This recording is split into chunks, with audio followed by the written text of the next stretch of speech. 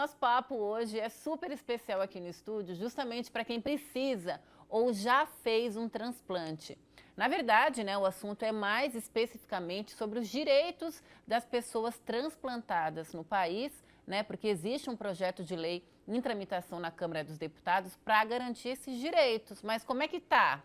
Em que pé que está isso, Então, para conversar comigo e explicar sobre esse assunto, eu recebo aqui a Karen Machado, que é advogada. Bem-vinda novamente, Karen. Muito obrigada, Tata. É um prazer participar do programa novamente, trazendo um assunto de tamanha relevância, Pois é, como é que... Porque eu sei que tu vai para os direitos das mulheres, tu dá aula e tudo mais. Aí quando chegou transplantados, eu falei, gente, como é que esse assunto acabou entrando na tua vida?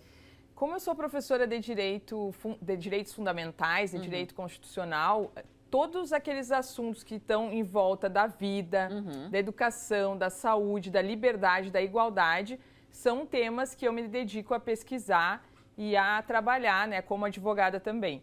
Então, nós temos esse livro, Tata, que foi escrito em parceria, a autoria minha e do meu marido, André Amaral Medeiros, que é advogado também. Tá.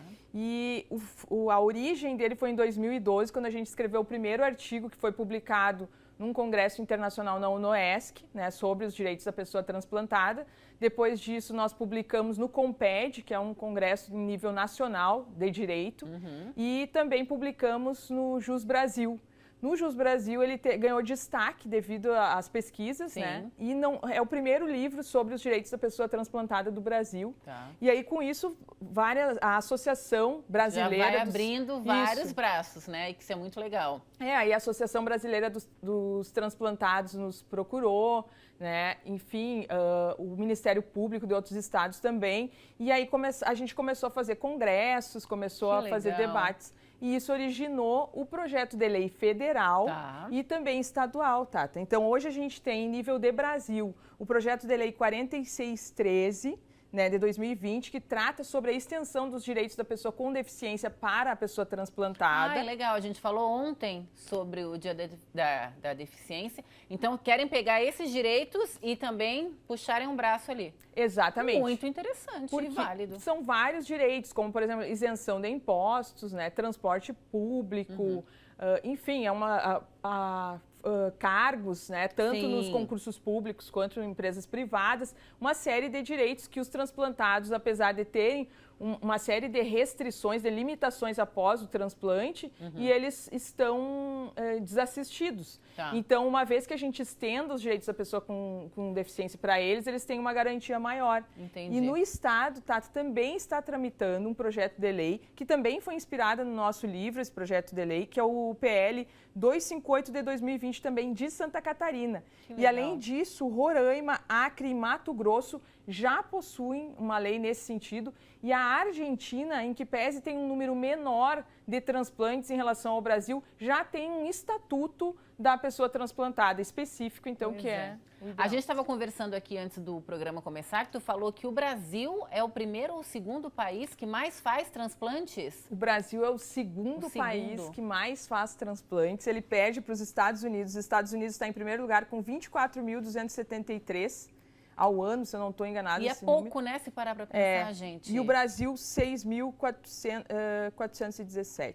E Santa Catarina, se fosse um país, também estaria lá no topo, porque o estado é um dos que mais faz. Santa Catarina é o estado que mais faz transplantes no Brasil. Que legal. Dando muito orgulho pra gente, e com certeza a gente precisa avançar, precisa que as pessoas se declarem doadoras de órgãos. Exatamente. Porque, Tata, esse é um assunto que é importante não só para quem fez transplante ou quem precisa de um transplante, mas todos nós, quem sabe, a gente não sabe o futuro, não sabe o que vai acontecer, agora mesmo com a pandemia, aumentou muito a necessidade de fígado, de transplante de fígado por causa das medicações ali que assoberbaram o fígado das pessoas. Exato. E aí ficou...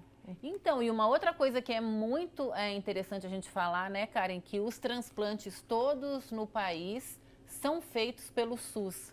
O Sistema Único de Saúde, por isso que é mais um motivo, gente, para a gente defender, Porque a gente tem que ter muito orgulho, eu acho, em saber que é feito de graça. né? Temos que ter muito orgulho. O SUS, ele é inspirado em modelos europeus de proteção à saúde, né? E ele tem o intuito de fornecer a saúde de maneira integral, ou seja, na prevenção, no tratamento e também na cura da doença. E hoje a gente só saiu melhor, né, no combate à pandemia devido à capilarização do SUS. Então, se a gente pensar num bairro, numa cidade menor, sim, o SUS está ali.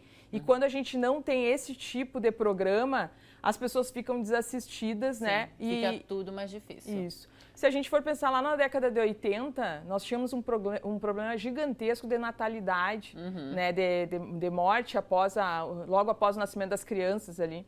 E hoje já não é essa a realidade, graças ao nosso sistema que garante a vacinação, que garante a prevenção através das vacinas, o tratamento e também a cura pós a doença. A Karen estava me falando que segunda que vem, dia 27, é o dia do doador, então, de órgãos. Isso, Tata. Segunda-feira que vem a gente comemora essa data tão importante. Sim. E eu gostaria de destacar que a importância da pessoa se declarar doadora para a família, né? E também estaremos na Câmara de Deputados Federais fazendo uma palestra a convite da Comissão da Família e Seguridade Social sobre o projeto de lei 4613, sobre a nossa obra, que inspirou esse projeto de lei. É uma felicidade porque é quando a pesquisa vem e ajuda a transformar, né, a sociedade. É muito Essa declaração que tu falou tem que ser feita por escrito ou é só chegar no almoço de domingo e falar, gente, quero doar os meus órgãos, que fiquem todos cientes? A manifestação oral já é válida, verbal, né? Falar para a família. Se quiser fazer um documento também, se declarar nas redes sociais ou quiser fazer uma declaração no cartório. Mas se declarar para a família, ela já vai ter a certeza, se alguma coisa acontecer, que ela deve doar os órgãos. Isso é muito legal. Gente, uma pessoa que doa, agora eu não vou lembrar de cabeça, mas assim, ajuda um monte de gente. Umas 7, 8 pessoas, né? E a gente estava vendo aqui quais são os principais transplantes, então, do Brasil ultimamente. Os principais aqui, eu peguei córnea, a necessidade, Tata, 18.913 e foi feito em 2020 7 mil, então bem abaixo. Rim, 12.609 a necessidade, foram feitos 4.805. Fígado, necessidade 5.254, foram feitos 2.000. Coração, necessidade 1.681, foram feitos 307. Meu Deus, gente. E pulmão, necessidade 1.681, foram feitos 65. Então a gente precisa que aumente a doação de órgãos no Brasil. Porque eu acho que os problemas, né, Karen, dos transplantados começa já na captação dos órgãos, né? Aí fica aquela coisa, vai, volta, agora vai. Mas depois a pessoa faz o transplante e aí acha, agora a minha vida tá tranquila. Não. Pelo que a gente estava conversando, a pessoa tá ali no limbo da existência, né? Não tem direitos, convive a vida social, tem uma problemática bem grave, profunda aí, né? Eu também sou técnica de enfermagem, eu trabalhei, meu primeiro emprego foi numa clínica renal, uma clínica renal, ou seja, de pessoas que não tinham a função do rim e precisavam ficar na máquina lá por 4 horas, 3 vezes por semana, e também eu acompanhava os transplantados. Então ali a gente pôde perceber o quanto a vida deles é limitada em relação à alimentação, consultas médicas, né, a própria questão da rejeição do órgão, então é bem complexo. Em 2012 a gente teve uma amiga nossa que teve muita dificuldade de ter acesso a emprego, então a pessoa transplantada ela tem essa dificuldade também. Então diante disso que nos tocou e nos motivou a escrever esse livro, né, que começou com os artigos que eu mencionei no início aqui da nossa... Essa lei, então, esse projeto de lei que está em tramitação na Câmara dos Deputados vem para assegurar esses direitos, direito ao emprego, direito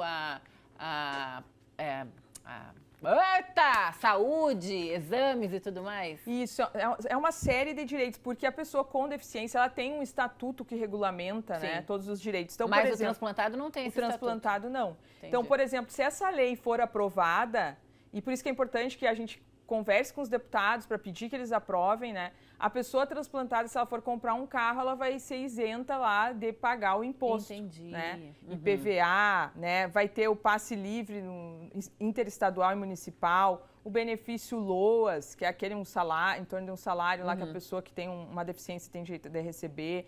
Aposentadoria, uma aposentadoria diferenciada, né? Tem outros requisitos. A questão da programas habitacionais. Então, é uma série... os empregos, né, Sim, vagas sim. específicas, tanto no serviço público quanto privado. Então, é uma série de direitos que está em jogo e que está tramitando através do projeto de lei 4613 de 2020 na Câmara de Deputados. Já está tramitando. Está tramitando. Que legal. Está em breve, discussão. então, poderemos ter boas notícias. Com certeza, Tata. Nossa esperança é essa, estamos mobilizando. A gente vai ter agora o segundo congresso da pessoa transplantada. No primeiro a gente participou também, falando sobre o livro também, né? Que esse livro, esses projetos de leis, eles se inspiraram também nessa... Porque aqui a gente faz uma pesquisa extensa, né? Sim. E gostaria de destacar também a Argentina, né? A Argentina, ela tem já um regulamento que o Brasil precisa se inspirar nisso. E a gente precisa avançar. Nesse primeiro momento... Legal. Estender os direitos. Depois, Sim. quem sabe, tem um estatuto, um código específico da pessoa Que legal. transplantada. Adorei te receber, muito obrigada por mais esse assunto, né? E em breve a gente se vê de novo aqui no Ver Mais. Eu agradeço o espaço, quero mandar um grande beijo para a audiência, para ti, Tata, e para todas as pessoas transplantadas ou que estão aguardando um órgão. Bem, gente, se fazer um transplante, se receber um órgão é nascer de novo, temos que dar esses direitos, então.